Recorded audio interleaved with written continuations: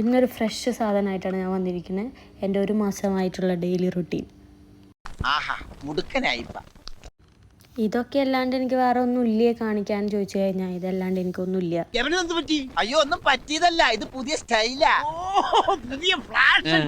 ഇപ്പോഴത്തെ പിള്ളേരുടെ ഓരോരോ കാര്യങ്ങള് കൊള്ളാവണം.